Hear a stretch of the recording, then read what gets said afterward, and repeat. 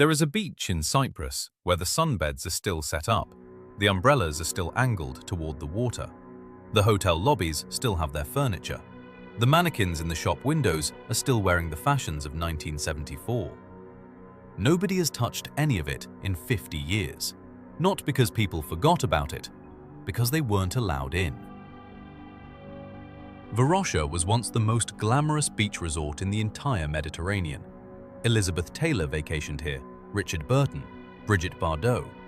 The hotels were booked years in advance. The restaurants were full every night. Then one morning, in August 1974, every single person who lived there, 45,000 people, left. They thought they were leaving for a few days. They never came back, and the city has been sitting there ever since. Empty, decaying, frozen in time like a photograph nobody can look away from. This is the story of Varosha. Part 1. What Varosha actually was. To understand what was lost, you need to understand what Varosha was at its peak. It was the jewel of Famagusta, a city on the eastern coast of Cyprus. And in the late 1960s and early 1970s, it was one of the most desirable tourist destinations on the planet. The beaches were extraordinary. Fine white sand, clear turquoise water, a long coastline that caught the afternoon light in a way that made photographers weep. The hotels that lined that coastline were world-class, modern, high-rise, architecturally ambitious, the kind of places that cost a serious amount of money and still had waiting lists. Cyprus was booming, tourism was surging, Varosha was where the money went. At its peak, Varosha had over 100 hotels, boutique shops selling European fashion, restaurants serving fresh seafood every night, a cosmopolitan mix of Greek Cypriots, European tourists, and international celebrities who discovered that this small corner of the Eastern Mediterranean offered something genuinely special. It wasn't a manufactured resort. It had grown organically over decades. The people who lived and worked there had deep roots, families who had been in Famagusta for generations, who owned the hotels and the restaurants and the tailor shops and the bakeries. It was a real place, not a theme park, a real city that happened to also be extraordinarily beautiful. And then it ended in a single morning. Part 2. The morning everything stopped. July 20th, 1974, Turkey launched a military invasion of Cyprus. The context matters. Cyprus had been in a state of intercommunal tension between its Greek Cypriot and Turkish Cypriot communities for years. A coup backed by the Greek military junta, aimed at uniting Cyprus with Greece, gave Turkey the legal pretext it had been waiting for. Turkish forces landed in the north of the island. Fighting spread. Civilians fled. In Famagusta, word spread fast. Turkish forces were advancing. The city was going to be taken. The residents of Varosha left. They locked their doors. They took what they could carry. They told each other, and apparently believed it genuinely, that they would be back in a few days once the situation settled. They brought enough for a short trip. Some people left food on their tables, clothes in their wardrobes, cars in their driveways. Shop owners left inventory on the shelves. Hotel managers left the keys at the front desk. Nobody believed they were leaving forever. By August, Turkish forces had sealed the entire area of Varosha behind fencing and barbed wire. The residents, who had fled to the southern part of the island, were told they could not return. The fences went up, the gates closed, and Varosha became a ghost city. Part 3. Behind the fence. For the next 5 decades, Varosha sat, sealed, guarded, off limits to everyone except Turkish military personnel. The United Nations passed resolutions calling for the area to be returned to its inhabitants. Multiple resolutions. They were ignored. What happened inside, slowly, over 50 years, was what happens to any man-made structure when human beings stop maintaining it and nature starts reasserting itself. The buildings began to decay. Salt air corroded the facades. Vegetation pushed through cracks in the pavement. Trees grew up through hotel lobby floors. Vines climbed the sides of apartment buildings. The roofs of some structures collapsed, others held. The stronger buildings from the early 1970s, built to last, stood largely intact, just rotting slowly from the edges. Wildlife moved in. Varosha became, accidentally, a nature sanctuary. Turtles nested on the beaches undisturbed for 5 decades, beaches that had once been packed with tourists and sunbeds. Birds colonized the hotel rooftops. The absence of humans created an ecosystem that hadn't existed before. The shops still had merchandise. The hotels still had furniture. In some spaces, the personal belongings of residents, left behind in the rushed evacuation, remained exactly where they'd been placed 50 years earlier. A city stopped in time. Not metaphorically, literally. Part 4. The politics that keep it frozen. Here's where the story gets complicated in a way that explains why nothing has been resolved. Varosha sits in northern Cyprus, the part of the island controlled by the Turkish Republic of Northern Cyprus, a state recognized internationally by exactly one country: Turkey. The rest of the world, including the European Union, considers northern Cyprus to be illegally occupied territory. This creates a situation where the legal status of Varosha is genuinely unresolved in international law.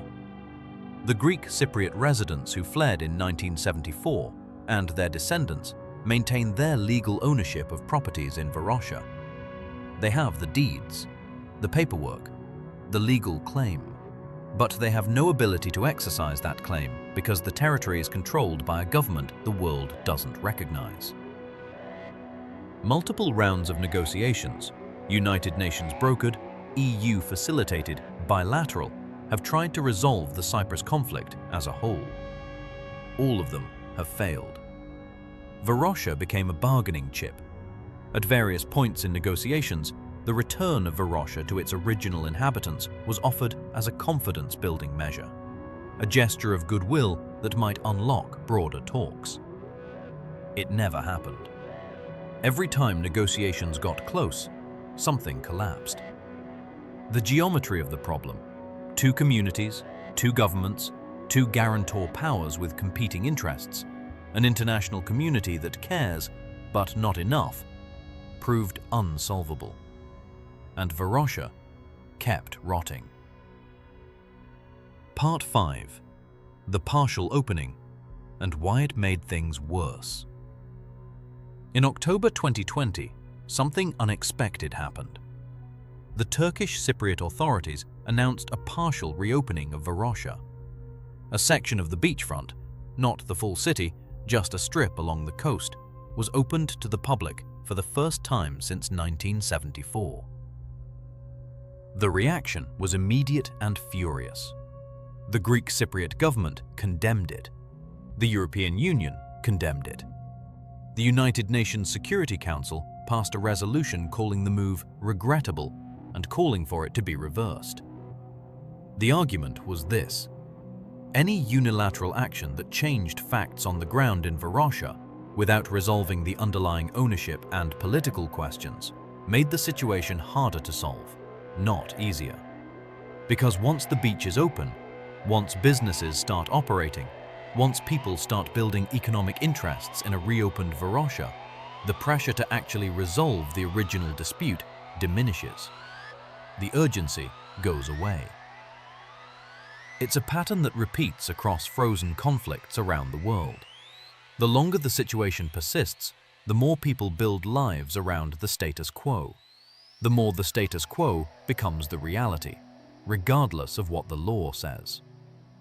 The original residents, many of them now elderly, some of them gone, their children and grandchildren now representing the claim, watched a beach that legally belongs to them get reopened without them. Some went to stand at the fence and look at what used to be theirs. Part 6. The people who lost it. This is the part that gets lost in the geopolitics. There are real people who had real lives in Varosha and haven't been back since 1974. A woman who ran a dress shop on the main street and locked the door one morning, thinking she'd be back on Thursday. A hotel owner who had just finished a renovation, who'd invested everything into a new season that never started. A family who had lived in the same house for 3 generations, whose children were born there, whose parents were buried nearby. Many of them kept their keys. That detail appears over and over in interviews with Varosha refugees. They kept the keys to houses and apartments and shops they haven't been able to enter in 50 years. Not as a symbol, as a genuine belief held for decades that one day they would go back. Some of them died waiting. There's a particular kind of grief that comes from displacement, from being removed from a place you loved and watching it decay from a distance, while the world argues about politics and resolutions and confidence-building measures. Varosha's residents didn't experience a natural disaster. Their city wasn't destroyed by an earthquake or a fire. It's still there. They can see photographs of it. They know their furniture is inside those apartments. They just can't go home. Part 7. What Varosha represents. Varosha has become something beyond its own story. It's been written about, photographed, documented, and visited by journalists, by researchers, by urban explorers who've slipped through the fences over the decades as a symbol of something larger. Of what happens when political disputes outlast the people who caused them. Of what 50 years of abandonment does to a beautiful place. Of the strange, disquieting experience of looking at a ghost city and knowing that somewhere people are still alive who remember it full of noise and life and tourists and fresh seafood and children playing on the beach. There's a photograph that circulates occasionally, shot from outside the fence, of a high-rise hotel with its facade peeling, vegetation growing from the upper floors, a rusted car visible in the overgrown parking lot. In the background, the Mediterranean, still blue, still beautiful, completely indifferent to everything that happened. The sea didn't stop, the light didn't change, the water still turns that particular shade of turquoise in the afternoon. Only the people are gone. And the longer that stays true, the harder it becomes to imagine it any other way.